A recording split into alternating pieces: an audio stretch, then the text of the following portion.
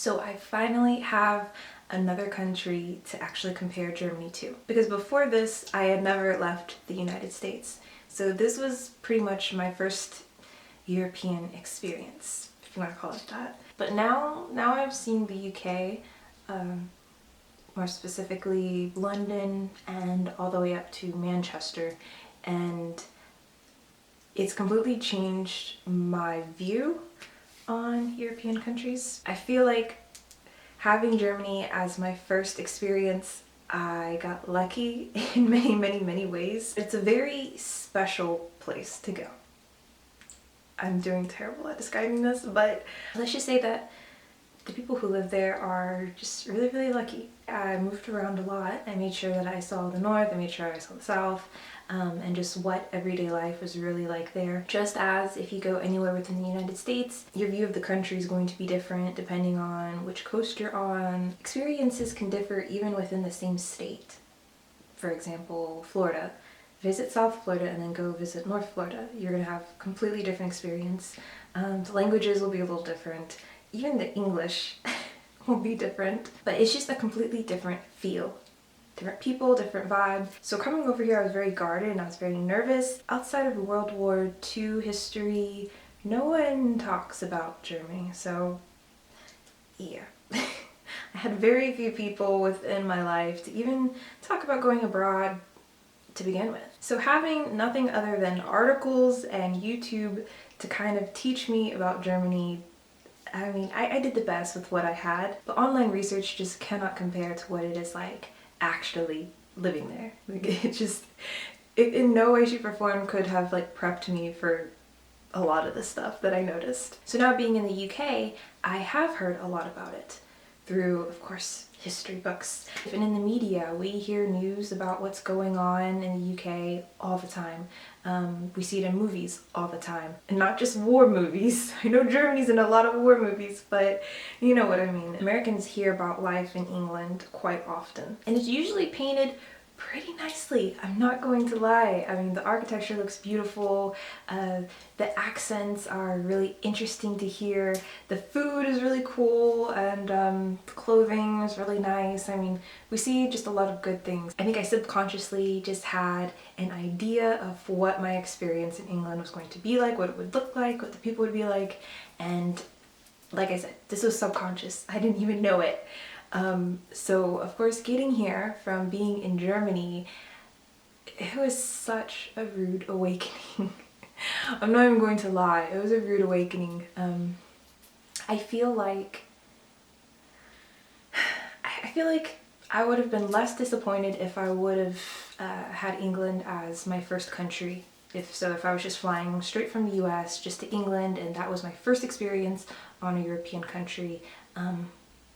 Maybe I could have took it a little better, I don't know, but coming from Germany and then to England, it's just like a slap in the face. I'm not even going to lie right now. I've been sleeping on making this video for a while because I was like, what am I going to say? Because it's just honestly, I'm kind of disappointed, but I mean, there are some exciting bits, but it's in no way, shape, or form like that of what it's like being in Germany at all. So the first thing I noticed was that it was a little dirtier. So London was really the first city that I got to see around, and I was so fascinated by like the kids and their uniforms. Like, you just see hordes of kids, because that is one thing, like, they do walk and take public transportation just a lot more than Americans ever really thought about. So, you know, you see all these people about and all these kids in all these uniforms, and even the guys, like, I don't know, seeing kids like in like suit jackets and ties. It was so it's very fancy. It's very fancy, but it looked nice. It looked really nice. So I'd enjoyed that. And then of course, just like looking at the architecture, all of the double-decker buses. Oh my gosh, there's so many double-decker buses. Of course, I've seen these through movies and shows and whatnot, but I didn't expect there to be just so many. Out of all the buses I saw, the majority were just double-decker buses, so that's one thing. Another thing that just stood painfully out was how dirty it was. I don't think I truly noticed just how clean Germany was. Germany's really clean. It's so clean. And so, yeah, to compare it to the streets of here or the streets even of the US, it's just like you can't compare them. There's no comparison. It makes a lot of our cities and towns just look kind of filthy, and so it's one thing that I noticed. Now, as far as like the buildings and the setup, some of it was a lot like that of the US, seeing like large warehouse type shopping centers and things like that. A lot of that, you know, it looked like that of the US. Another thing that I think I got kind of used to was just the aesthetics of Germany. Germany was really gorgeous, and it was consistent throughout. I don't really know how to explain this. This is so weird. Someone had recommended me watch Silas, the American football player who's living and playing in Germany, his channel, and I did. And he said something kind of funny, but I totally 100% agree. And being in Germany is like being in Disney World. Like, as far as what it looks like, it could be Disney World. Like, this just couldn't be a real place, yet it is. And it's just the reality of just the day to day. I mean, and this is something I don't even think I could really explain to other Americans, because we're so just used to what we're seeing. We don't really have a lot to compare it to, honestly. And so, yeah, no one would ever say, the US, some of the cities are ugly or some of them are dirty. Okay, well, maybe they would. But, you know, for the most part, not a lot of people are saying that. But going to Germany, it makes me kind of see things a little differently. Like, countries like this actually exist that look consistently nice throughout. Germany just has aesthetics down pat, and I will say that England does too. There are some places that are just absolutely gorgeous, but then you turn a corner and it looks like you're in the slums. Like, it's dirty and there's trash everywhere. The homes and some of the buildings aren't very well kept, and I don't know. Another thing would be the people. Now, the people here that I've come into contact with are very nice. They're very helpful. It is seriously hard to understand some people, which is a huge shock for me because, like I said, I've seen British movies and TV, things like that. Usually the accent's really nice to listen to, it's soothing even, but being here and actually interacting with people, there have been plenty of times where I've just had no idea or just missed certain parts of certain sentences, or especially context, because they have different sayings and they use a lot of these sayings. Like, I'm gonna have to start writing some of this stuff down. They have their own lingo, and sometimes I really have no idea what they're talking about.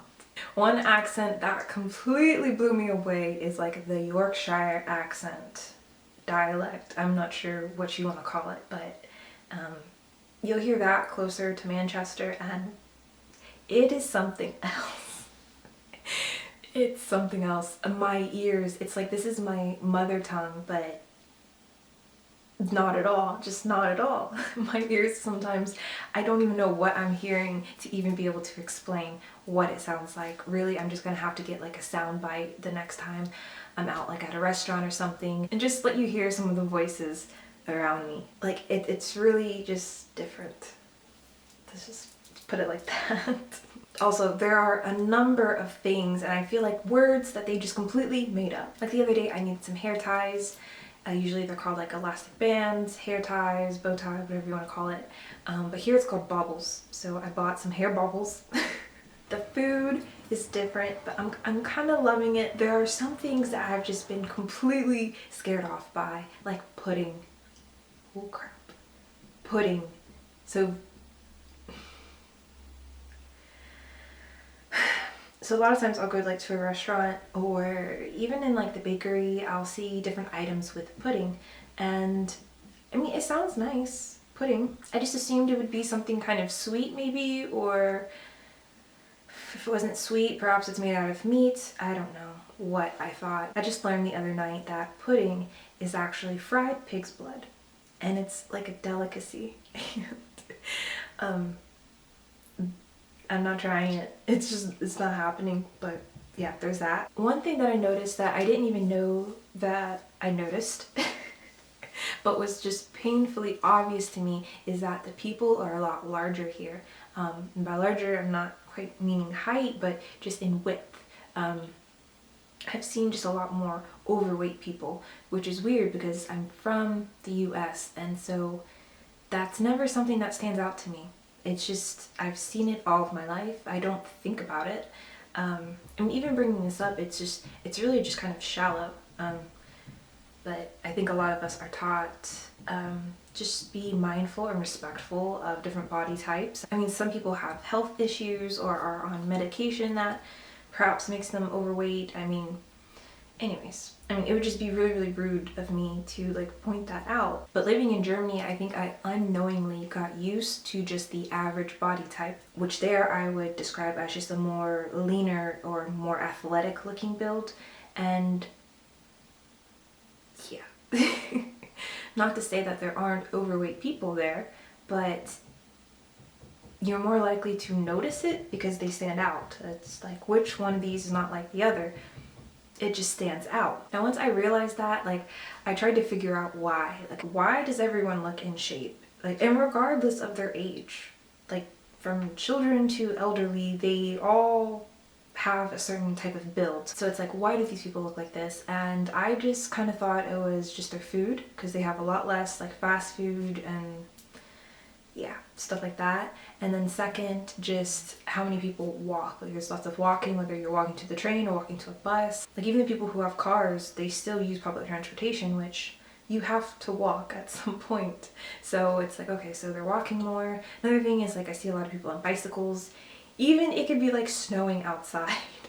It could be raining, and it's just like, it just doesn't bother them. They're still outside, they're still walking their dog. Like, they're not huddled inside, like they're still out and about. It just doesn't really bother them. Another thing is, like, everyone just loves nature, especially when it's a gorgeous day. Like, just everyone freaks out about it. Like, it is a gorgeous day, you see all these people out. So being here, like I said, people still use public transportation a lot, but for how much everyone's walking and bicycling, I still see a lot of really large people. And so the only thing I could attribute that to is the food. And there are a lot of fast food places. One thing that I got excited about when I was walking around in the mall is just all of the restaurants and stores that I saw that are in the US. Because in Germany, sometimes I'd go to a mall and I'd be like, I'm familiar with none of these stores. But it's kind of exciting because then I get to discover new things. But here I see a lot of the same. And so before, like, I got super, super excited about Krispy Kreme, like, oh my gosh. And then you see all these like fried chicken restaurants, and just, you know, a lot of the food is the same. And now I kind of view it a little differently. So it's like, so even if America relied more on public transportation and the people got out, walked more, whatever, it's like, it wouldn't necessarily help just because of the food we eat. And so this is such a blah video. Sorry guys, so my battery ran out. I know. I hate when that happens. Yeah, thumbs up this video or something? I don't know. I do plan on finishing it because I didn't get to say everything I wanted to say, so to be continued.